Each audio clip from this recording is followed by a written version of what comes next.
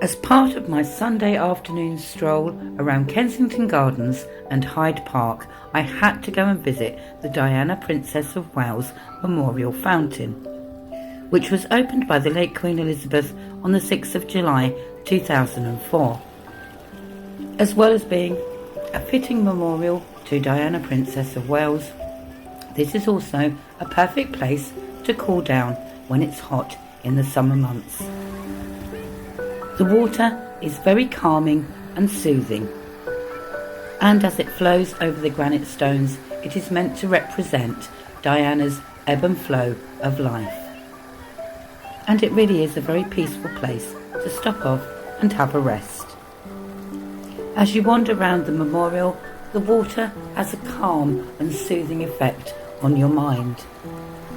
And in the late afternoon sunshine, it was the perfect place for me to just wander and contemplate a little.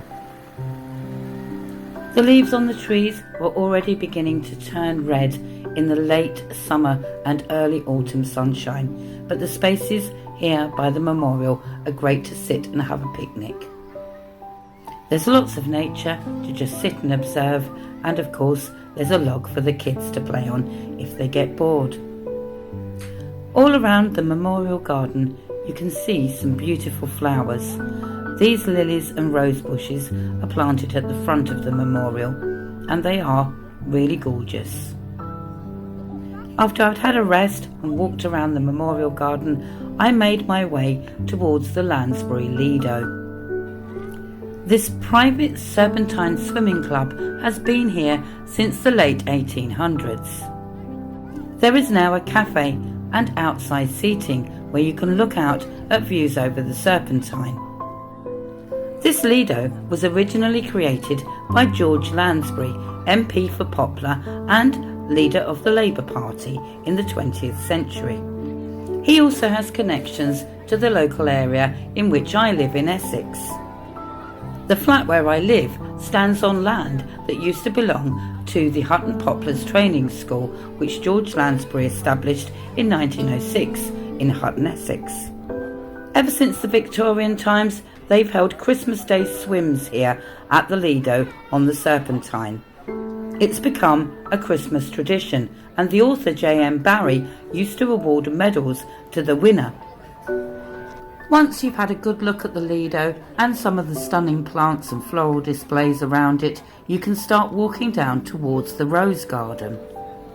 And as you pass by the bar, the Lido Garden and the terrace, you will come across a lovely lush area full of waterfalls and streams and lovely trees and green grass. There are little bridges that you can cross across the river here, and it really is the perfect place to stop off and take some photos. In the early evening sunlight, it was a gorgeous place to just stop and look. The sunlight was dancing through the trees on the grass, and it's just such a peaceful place to just stop and think about life for a moment. And then it was time to go to the Rose Garden. There are some absolutely beautiful species of roses grown in this garden, but I'd come a little bit late in the summer to see them in full bloom, and there weren't many left on this trellis as I walked underneath it, but you could still spot a few late bloomers. The Diana, Princess of Wales Memorial Fountain and the Rose Garden are newer additions to Hyde Park and Kensington Gardens, so if you haven't been here for quite some years like myself, it was great to come back and see these new things. I always find walking in nature very therapeutic, and walking through these Rose Gardens was no exception. It's just like having a meditation session for your senses. There are things to see, touch, smell and hear. And if you allow yourself to just have a natural, immersive experience as you walk through nature, it will have such a restorative effect on your physical and mental health. I couldn't think of anything better to do on a sunny Sunday afternoon when I was in London than to come and walk round Kensington Gardens and Hyde Park. There is so much history, nature, art and culture to discover here that you could easily spend a couple of days just wandering round. There are all kinds of beautiful flowers here to view and to enjoy. And of course, flowers attract insects and birds and nature too. If you love wandering around gardens like I do, then you'll have an amazing time here. There's something about flowers that just leave me with a really happy, joyful mood. And the roses are absolutely gorgeous. The colours and the smells are just out of this world. There are pink ones, red ones and yellow ones, small ones, big ones and ones of all different sizes. And if you are a gardener or a rose connoisseur, then you just have to come here and have a look at them all. And of course there's some pretty daisies as well.